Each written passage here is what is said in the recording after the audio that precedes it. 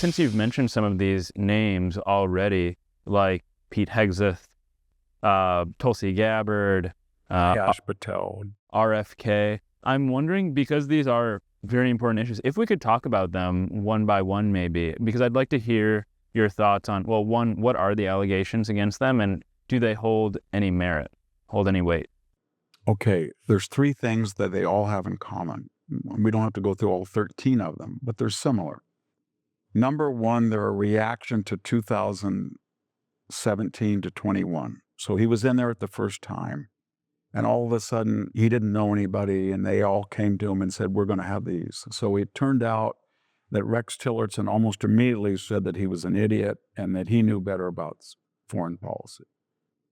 I know Jim Mattis, I like him, but his idea was that Donald Trump didn't understand NATO and all these things.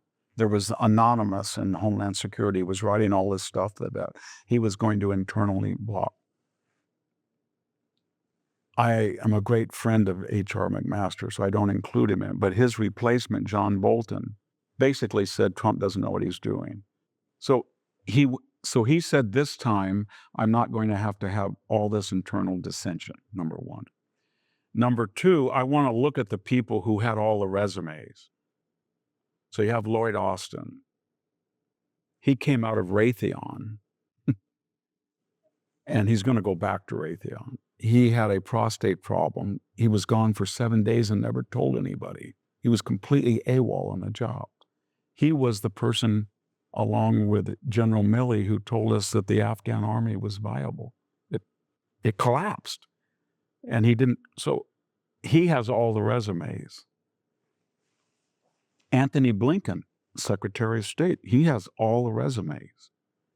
As soon as they came in, they did about 5 things. They restored oil sales to Iran. They begged them to get back on the Iran deal.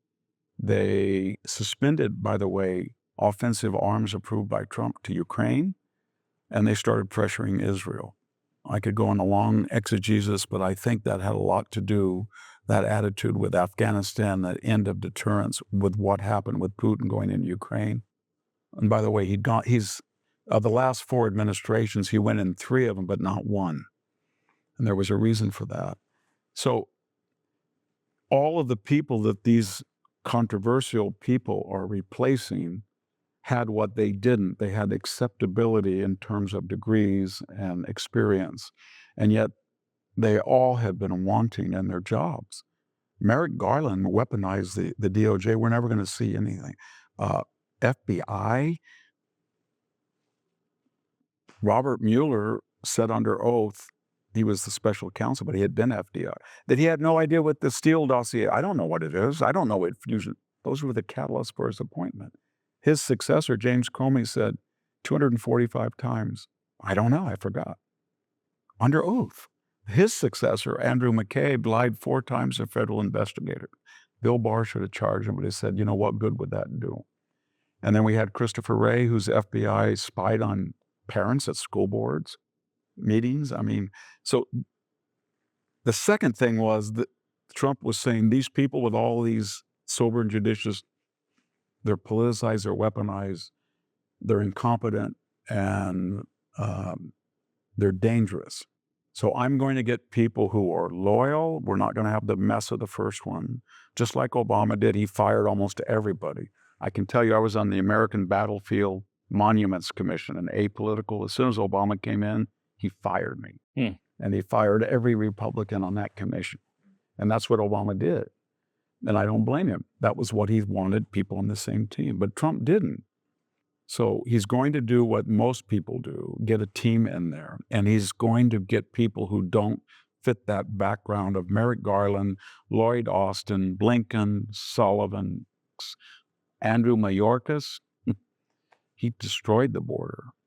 He was the Secretary of Homeland Insecurity. And then the third thing, and this is it gets back to the point about irony, about the Panama Canal. So there was going to be irony.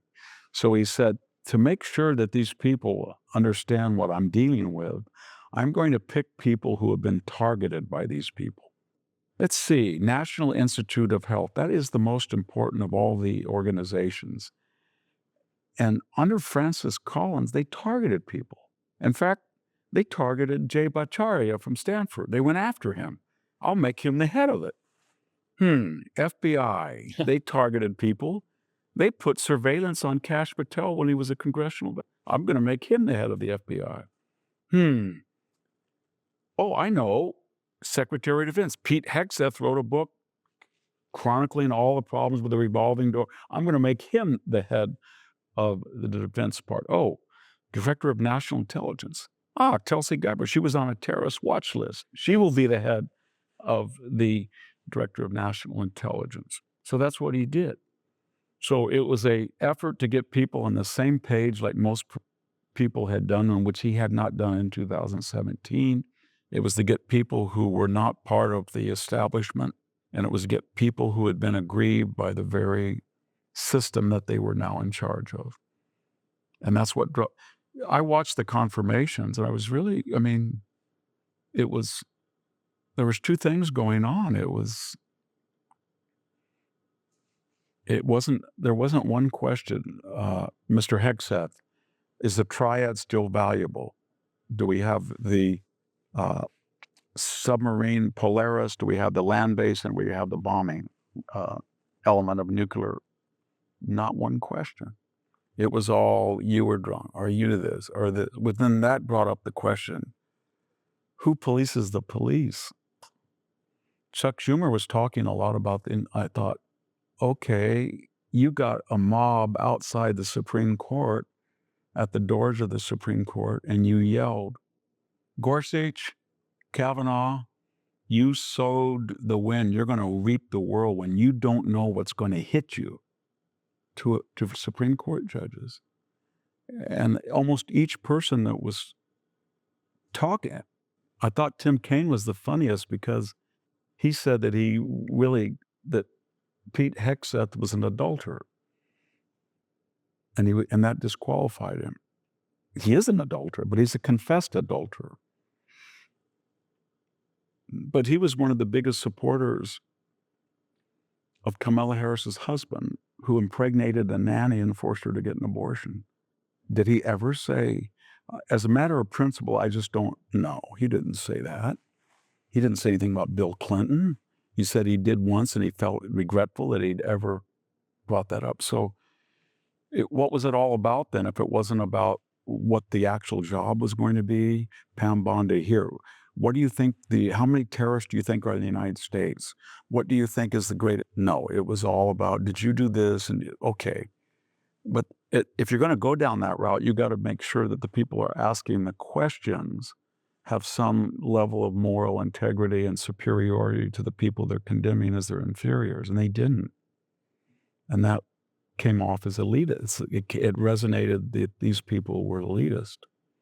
And Elizabeth Warren was going on and on. She said, well, you said that you shouldn't have revolving generals. Now you're a hypocrite because you won't say that you won't work for. He said, I'm not a general. And so she was talking, and you think, wait a minute, I remember you.